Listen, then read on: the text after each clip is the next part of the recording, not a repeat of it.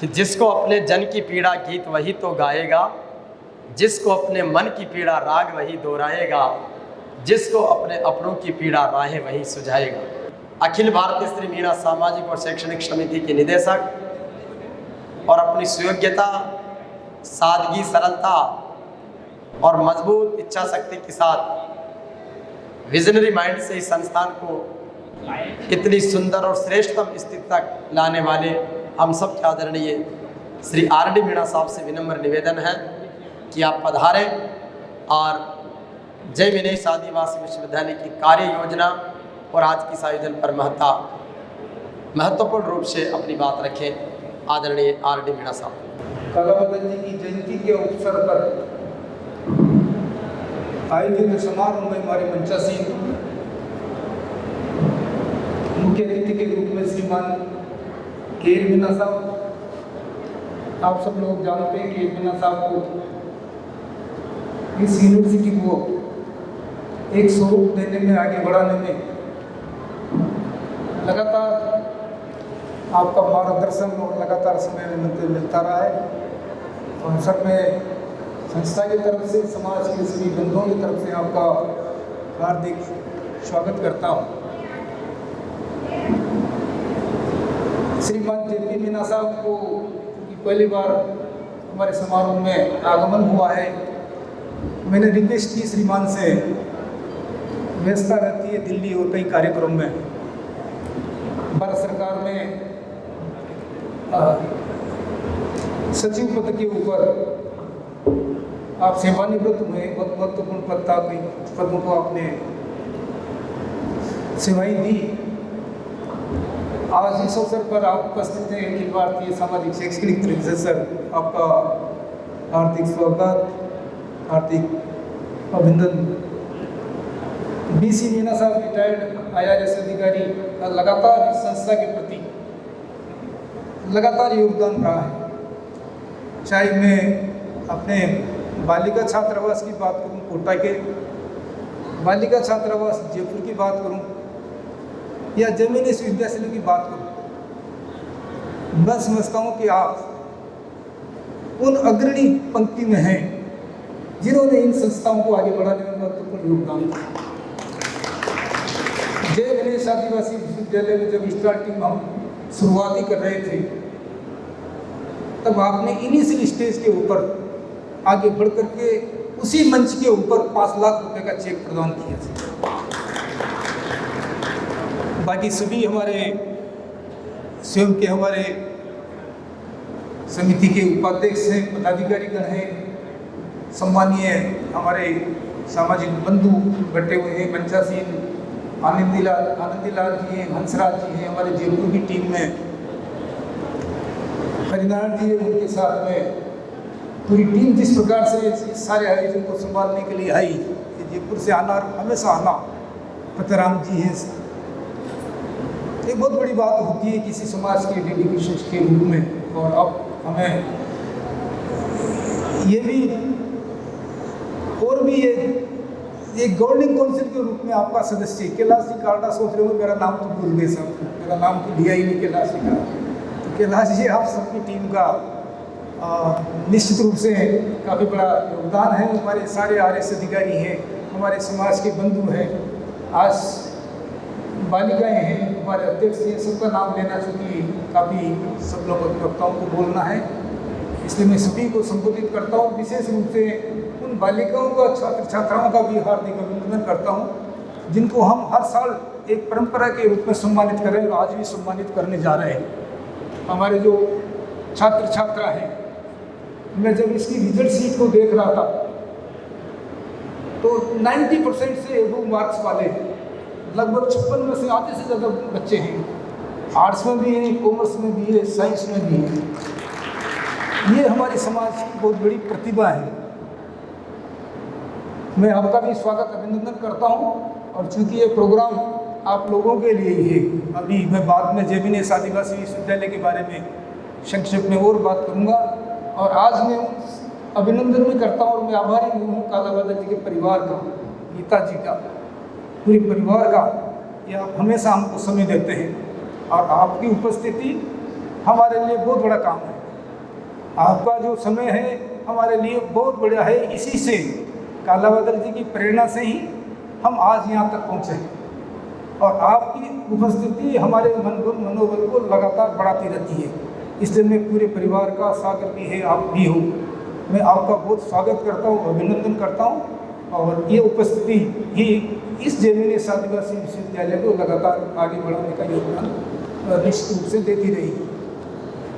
जहाँ तक मैं यूनिवर्सिटी के संदर्भ में यदि मैं चर्चा करता हूँ तो बंधुओं, आप सबको ध्यान है, हमारे वक्ताओं ने समय समय पर आप लोगों को काफ़ी कुछ बताया है। निर्माण की बात करते हैं तो मैं समझता हूँ कि हमने इसका प्रारंभ भी 2021 में ही किया था। जुलाई 8 अगस्त का टाइम था। 8 अगस्त से 9 अगस्त के पहले तो 2 साल में हमने निर्माण भी कर दिया, यूनिवर्सिटी का संचालन भी कर दिया। निर्माण भी हुआ 1 साल के पीरियड में। आप देखते हो कि किसी भी संस्था को ले लीजिए, किसी भी यूनिवर्सिटी के निर्माण को ले लीजिए, अगर इस कम समय में अगर आपका निर्माण और संचालन हुआ तो मैं समझता हूँ कि आपको इतिहास के पन्नों पर ढूंढना बहुत मुश्किल होगा। जो हमने किया है ये हमने आप लोगों की ताकत के बल पर किया है। ये निश्चित है कि समाज का योगदान है, डोनेशन है, परंतु आप इस बात को मानिए कि हमारे समाज के योगदान से बड़ा हमारा सरकार का बड़ा योगदान है। सरकार के बिना योगदान से हम कुछ नहीं कर सकते थे। कई बार चर्चा होती है, लोग भ्रम फैलाते हैं कि ये तो मीणाओं ने कैसा दिया है, मीणाओं का एडमिशन होना चाहिए।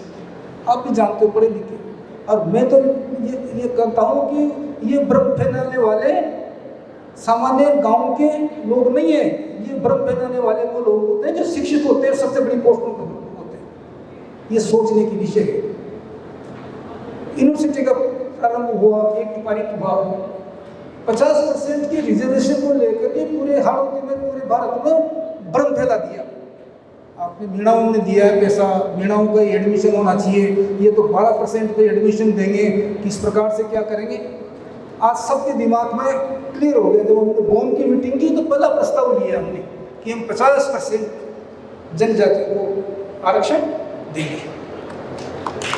हमने किया, आज प्रदेश प्रक्रिया शुरू हो चुकी है। 50% से भी ज़्यादा बच्चे आपके ट्राइबल्स और मीणाओं में आ चुके हैं। परंतु ये बहुत बड़ा चैलेंज भी है। चैलेंज इस रूप में कि कोई भी संस्था, चाहे वो शिक्षा से जुड़ी हुई हो, चाहे चिकित्सा से जुड़ी हुई है, जब तक आप सब लोगों को साथ लेकर के नहीं चलोगे, आप सफल हो ही नहीं सकते।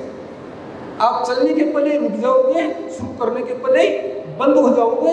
ये चीज़ हमको अच्छी तरह से समझ लेना चाहिए। आज हम यूनिवर्सिटी का प्रारंभ कर चुके हैं। जब हम प्रारंभ कर रहे थे, ये निर्माण कर रहे थे, जब यूनिवर्सिटी का निर्माण कर रहे थे तो तरह तरह की बातें होती थी, किस प्रकार से निर्माण होगा। वो इस प्रकार की बातें करने वालों का इस यूनिवर्सिटी में एक पैसे का योगदान नहीं है जो इस प्रकार की बातें करते हैं। और इस यूनिवर्सिटी के निर्माण में जिसने एक पैसा भी दिया है वो कभी भ्रम नहीं फैलाएगा। जिसने दिया, ये हकीकत आप देख लेना, जिसने योगदान दिया है वो कभी भी किसी प्रकार का भ्रम नहीं फैलाता। दूसरा का ये यूनिवर्सिटी तो बना लेंगे, चलाएंगे कैसे? लाखों रुपए खर्चा आएगा, सरकार तो पैसा देगी ही नहीं। फैकल्टी नियुक्त करना है, डीसी नियुक्त करना है, रजिस्ट्रार नियुक्त करना है, आखिर पैसा आएगा कहाँ से? ये चैलेंज है। आज मैं मानता हूँ इस चीज़ को। हमने इस चीज़ का पहले से ही आकलन कर लिया था कि ये हमारे पास में इस यूनिवर्सिटी को बनाने से बड़ा चैलेंज यूनिवर्सिटी को संचालन करने से। परंतु ये बात नहीं है। ये चीज़ जब हमने निर्माण शुरू किया था तब भी मेरे दिमाग में थी, हमारे साथियों के दिमाग में थी कि इसको संचालन करना भी बहुत मुश्किल का काम होगा। उसकी भी रणनीति हमने उसी समय बनाई। रणनीति के तहत हमने इतना बड़ा पैसा सरकार से लिया। एमएलए के रूप में 90 एमएलए, जिसमें माननीय मुख्यमंत्री जी भी शामिल है, उन सब ने मिलकर के हमको 90 एमएलए का 9 करोड़ रुपये का सहायता दी। इस सरकार के माननीय मुख्यमंत्री के योगदान को हम किस प्रकार से भूल सकते हैं? जिन्होंने खुले हाथ से 200 एमएलए को आपकी यूनिवर्सिटी के बनाने में, निर्माण करने के लिए एक आदेश जारी करके छूट दे दी। मेरे साथियों को पता है कि किस प्रकार से लिए। राम जीवन जी बैठे हुए हैं, बंसीलाल जी, गिरिराज जी, हमने बड़ा प्रयास किया। वो भी एक मुश्किल का काम था, क्योंकि हर विधायक अपने क्षेत्र में ही पैसा देना चाहता है, हर क्षेत्र के बाहर कोई भी नहीं देना चाहता है। परंतु ये हमें खुशी की बात है कि इन्होंने कड़ी मेहनत करके, और हमने 90 एमएलए का एक बहुत बड़ा किया। और ये तो टाइम खत्म हो गया, नहीं तो हम 100 के ऊपर भी क्रॉस करके 120 तक पहुंच जाते, 120 तक पहुंच जाते। तो इस यूनिवर्सिटी के संचालन में हमको किसी प्रकार की कोई परेशानी नहीं आती। परंतु हमको पता था कि परेशानी आएगी। समाज भी पैसा दे रहा है, कई लोग और देंगे, कई लोग देना भी शिथिलता आ जाती है, दिक्कत आ जाती है। तो हमने उस चीज़ को मीट करने के लिए इस यूनिवर्सिटी के संचालन को ले और इसको आगे बढ़ाने के लिए पंजाब नेशनल बैंक से 5 करोड़ का लोन लिया हुआ है। आपको ध्यान है, कहीं को ध्यान नहीं होगा। एक संस्था बैंक कोई संस्था को ऋण देता है, कोई मुश्किल से देती है। हमारे साथी बैंक वाले बैठे हुए किस प्रकार से लोन लिया है, हमने लिया। आज हमारे बात में बहुत बड़ा हथियार है, जिसके माध्यम से हम इस यूनिवर्सिटी का संचालन कर सकते हैं पैसों के अभाव में। परंतु आपको ये भी ध्यान रखना चाहिए कि जब 5 करोड़ का लोन लेंगे तो हमारा सालाना ब्याज 50 लाख रुपए के लगभग भी जाएगा। इसका अल्टीमेटली बर्डन हमारे ऊपर ही आएगा। वीसी जी बैठी हुई है, हमारे अनुभव KL मीणा साहब ने भी आपको नियुक्त किया है। मैडम अनुला मौर्य जी से, KL मीणा साहब की चॉइस है। आप जो बैठे हुए हमारे रिटायर्ड अधिकारी, इनकी अध्यक्षता में कमेटी बैठी हुई थी। अनिला मौर्य का भी हम स्वागत करते हैं, मैं भूल गया था हमारे BC का। और ये भी अच्छा प्रोफेशनलिज्म है, अच्छा डेडिकेशन के साथ में है। और ये सही है कि अभी एडमिशन की प्रक्रियाओं से हम लड़ रहे हैं।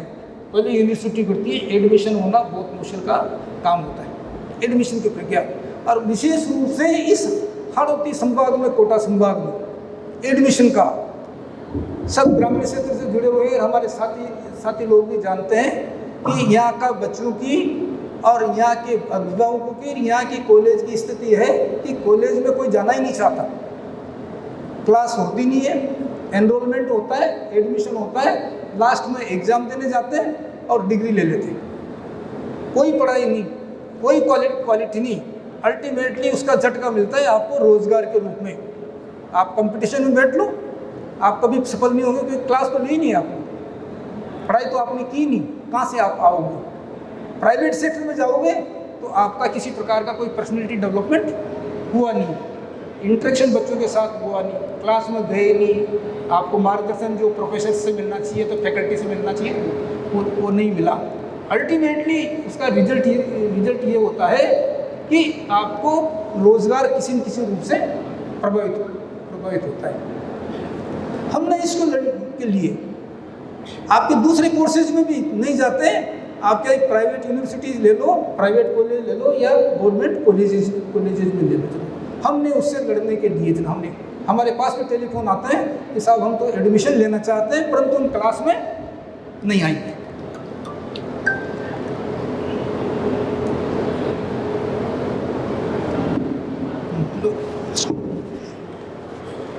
हम क्लास में नहीं आएंगे। मैंने कि यहाँ तो 100% क्लास होगी। सिलेबस हमने इस प्रकार का डिजाइन किया है जो कि आपकी प्रतियोगी परीक्षाओं से आधारित हो। 100+ क्लास होगी। अब हमने इसको प्रेरित करने के लिए 7.5% उसके अधिक से अटेंडेंस के लिए मार्क्स निर्धारित किए। इसके साथ साथ आपके साइंस की तरह कॉमर्स और कला में भी हमने प्रायोगिक परीक्षा का प्रावधान रखा है, जिस प्रकार से आप साइंस में करते हो। इसका प्रभाव ये होगा कि आपको फील्ड में भी जाना पड़ेगा, आपको प्रोजेक्ट भी तैयार करना पड़ेगा, आपका प्रोजेक्ट का प्रेजेंटेशन भी करना पड़ेगा, और बच्चों को खुद को अपने प्रोजेक्ट को सब लड़कों के सामने प्रेजेंट करना पड़ेगा। क्लास टीचर के अंदर बच्चों के बीच में इंटरेक्शन होगा, ग्रुप डिस्कशन होगी, क्वालिटी एजुकेशन बढ़ेगी। हमने दूसरा निर्णय लिया है कि BA BSc में विशेष रूप से बालिकाओं को भी करना चाहता हूँ, जो ये है BA BSc और कॉमर्स के साथ लगभग 10 सर्टिफिकेट कोर्सेज तैयार किए, जिससे सीधा रोजगार मिलता है। अब उसका किसी प्रकार से शुल्क लिया भी नहीं।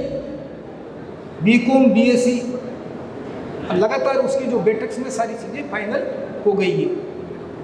इसके साथ साथ महत्वपूर्ण जो अन्य बिंदु हैं उसमें सबसे बड़ी बात है कि हमने सारी शिक्षा रियायती इस पर दी है।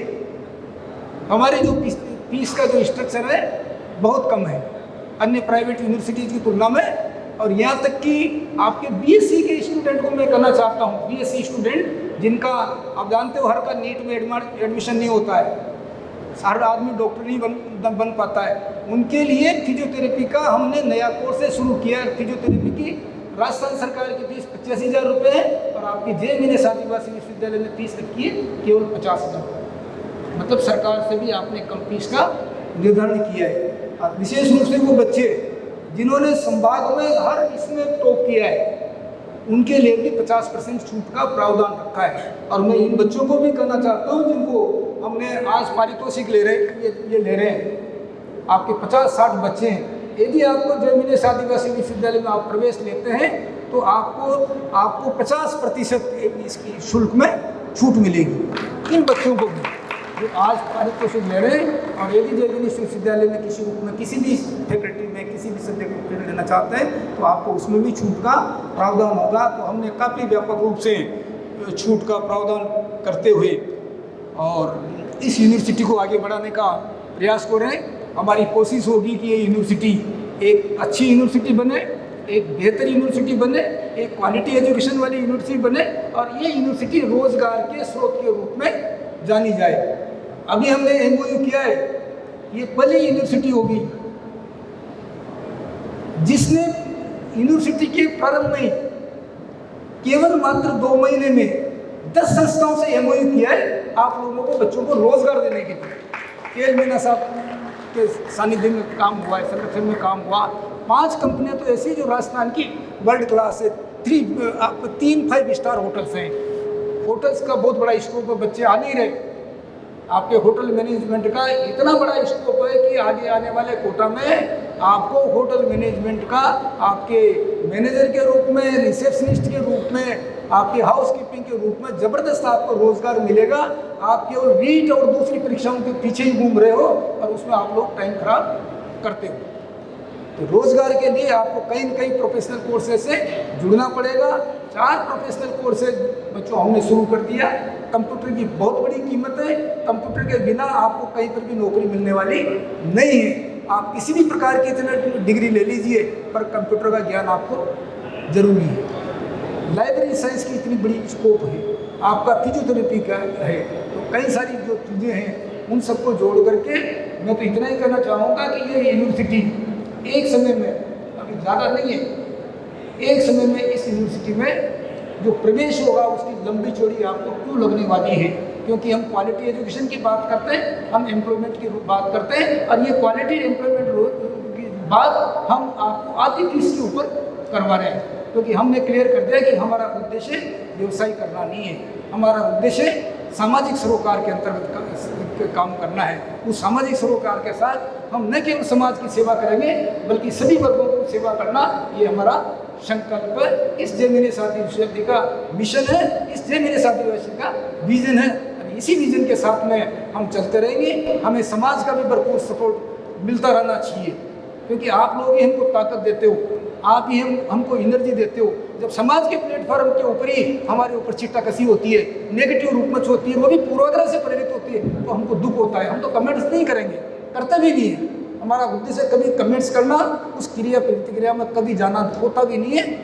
हम तो हमारे मिशन की तरफ आगे बढ़ते रहेंगे, परंतु आपका मोटिवेशन, आपकी भावनाएं, आपकी शुभकामनाएं हमारी ताकत होती है। उस ताकत के बल के ऊपर हम JMNS आदिवासी विश्वविद्यालय को देश की अच्छी यूनिवर्सिटी बनाने का प्रयास करते हैं। धन्यवाद।